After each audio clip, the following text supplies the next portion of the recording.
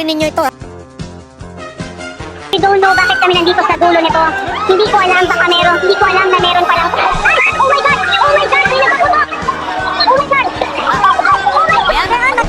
Huwag kang oh my God na oh my God! Nakakatakot nga naman din yan. Pero, journalist ka dapat, yung tikas mo, huwag ka na sumigaw ng oh my God! Oh my God! Oh my God! Ah! Huwag ganun. Hindi, tsaka akala ko ba professional kayo mga journalist? Buti pa yung, Hoy, Mayan! Yung si Torno ng SMN, ano sabi niya? Kuya, wag mo ako tutulak! Wag mo ako tutulak! Makakatikim ka sa akin! Ganun eh. Eto, oh my God! Ah! Oh my God! Oh my God!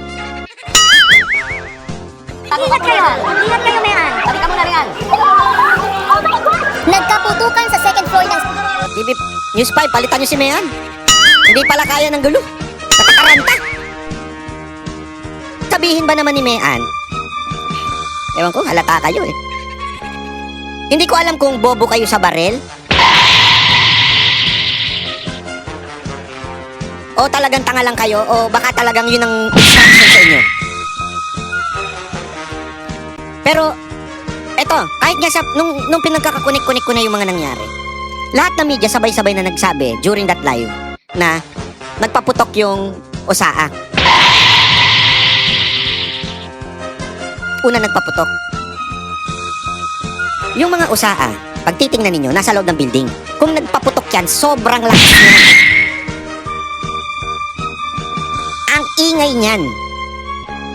Yung unang putok, kung mapapansin ninyo, mahina. Hindi ganun kalakas. Halatang nanggaling sa labas. Ngayon, sinasabi nila, pinagbibintangan nila na Osaa daw una nagpaputok ng warning shot.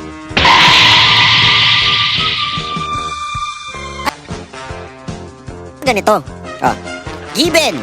Halimbawa lang, sinabi talaga ng Osaa o sinabi ng kung sino man. Kasi ang nagsabi lang na ang unang nagpaputok eh, etong si Sirimo yan, na wala naman tayong tiwala dyan.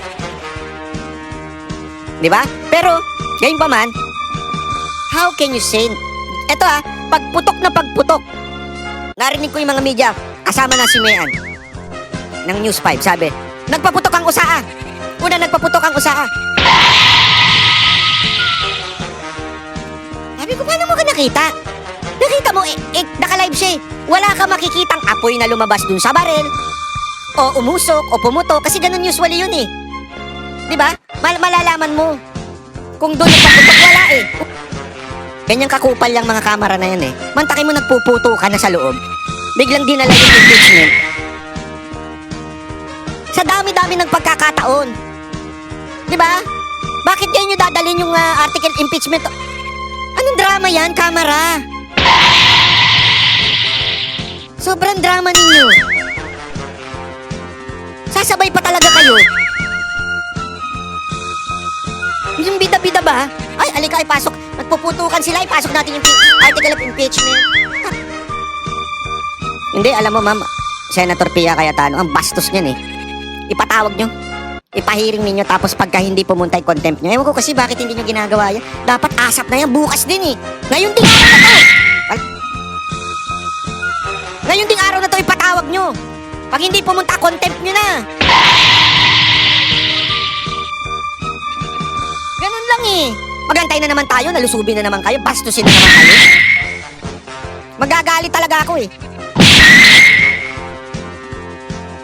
Bakit mo naman sinabi si Marcos ang mastermind? Hindi ako nagsabi. Alam mo kung sino nagsabi? Oh, ito, si kapatid niya mismo nagsabi.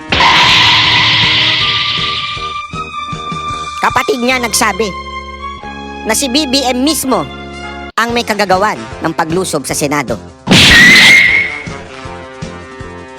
Hindi po ako nagsabi, si Senator Amy mismo yung nagsabi. Linaw nun ha.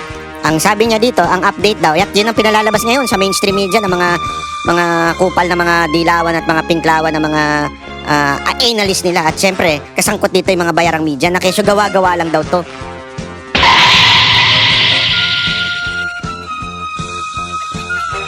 Para daw tumakas si Bato. Hindi naman tumakas si Bato, nandun pa rin siya.